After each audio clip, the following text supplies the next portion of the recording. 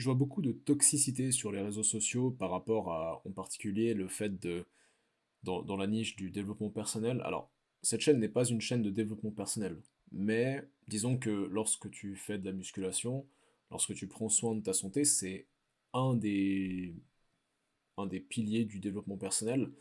Donc, ça fait sens qu'on parle de développement personnel lorsque ça rejoint le thème de la chaîne qui est le sport.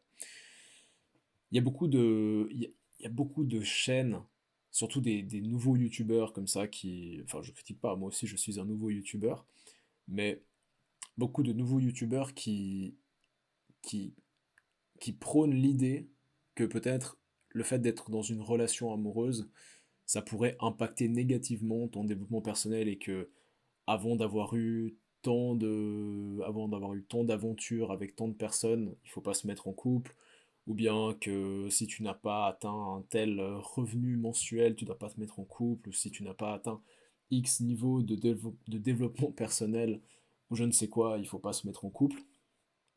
Alors, je voudrais te donner mon avis sur cette thématique, et je voudrais surtout te parler de mon expérience, parce que je suis moi-même dans une relation sérieuse, et pour moi, il n'y a rien qui m'a le plus poussé à m'améliorer que le fait d'être dans une relation.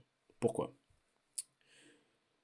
En général, ce qui nous manque lorsqu'on veut s'améliorer, lorsqu'on veut se lancer dans cette quête du développement personnel, devenir plus musclé, devenir plus intelligent, devenir plus cultivé, plus riche, plus machin, plus truc, tout plus, eh ben, ce qui nous manque, ce n'est pas forcément l'information, parce que sur Internet, tu as toute l'information du monde, tu peux suivre des séminaires, tu peux suivre des formations en ligne, tu peux même, suivant comment, bah voilà, si tu fais des études, tu peux également développer certains aspects de ton développement personnel.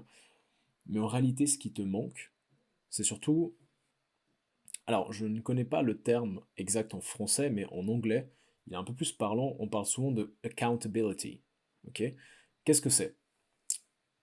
Lorsque tu entreprends une nouvelle activité, quelque chose qui demande de l'effort, il y a de fortes chances que tu te décourages. Mais si tu as une personne dont l'opinion compte à tes yeux, et une personne qui tient à toi, et qui tient à ce que tu réussisses, et que tu n'as pas envie de décevoir, tu vas mettre les bouchées doubles. Tu vas te bouger le cul, en d'autres termes. Parce que tu n'as pas envie de décevoir cette personne, tu n'as pas envie de perdre le respect que cette personne te témoigne, et tu as envie de faire en sorte que cette personne soit fière de toi. Ok? Et l'une des personnes qui pourrait faire ça, et je pense que, enfin, à mes yeux, c'est sûrement la personne qui, qui pourra exercer le plus cet impact. Je sais pas si c'est très français, mais comment est-ce que je pourrais dire ça autrement? La personne qui pourra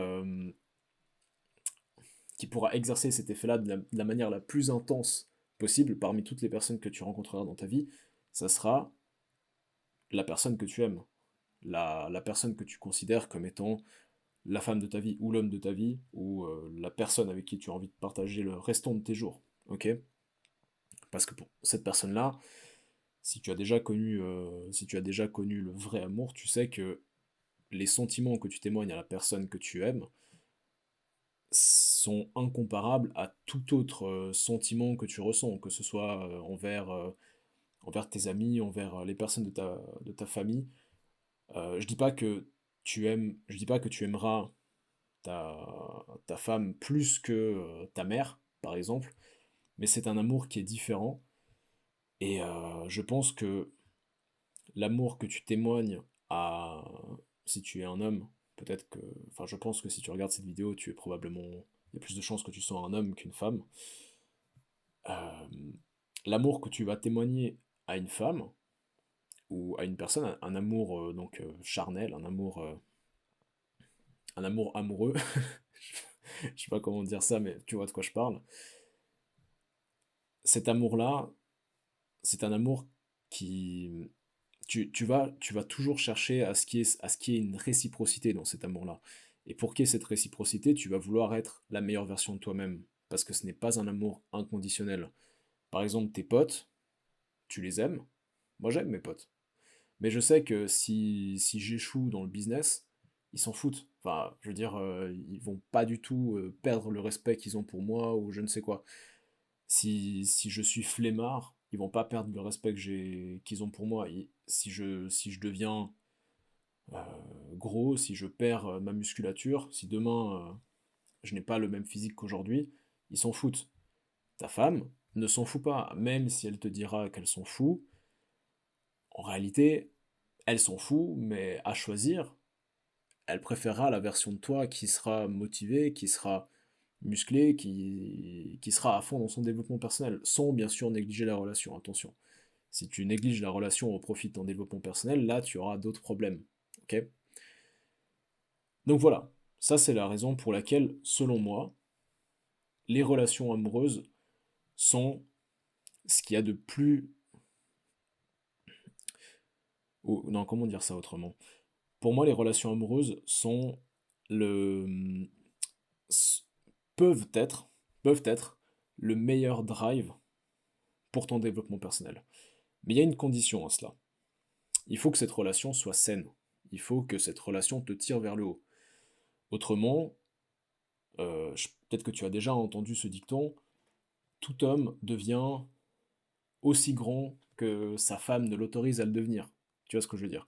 Donc si tu es dans une relation où ta copine est constamment en train de te décourager, en train de te dire mais non, mais arrête, arrête de travailler, de toute façon, bien qu'elle dénigre ton projet, qu'elle dénigre tes idées, qu'elle ne te soutient pas dans ce que tu entreprends, il y a de fortes chances que cette relation te tire vers le bas, et dans ce cas-là, effectivement, je le conçois, avoir une relation amoureuse va finir par être détrimental à ton développement personnel. Ok.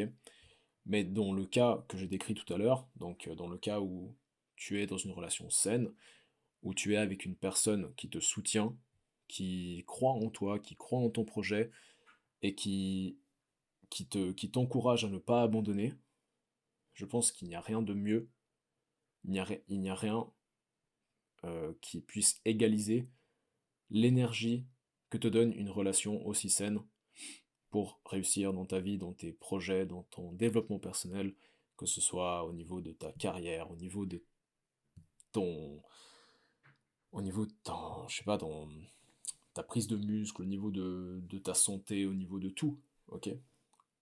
Donc voilà, ça c'est mon avis sur la question. Si tu partages le même avis que moi, je t'invite à liker cette vidéo et dis-moi en commentaire ce que tu en penses. Je suis sincèrement curieux de savoir quel est ton avis là-dessus, parce qu'il y a de fortes chances que, bah, suivant les expériences que toi et moi avons eues, bah, peut-être que nos avis diffèrent, donc ça m'intéresserait de voir ce que, ce que mon audience en pense de tout ça. Et autrement, je te dis à très bientôt.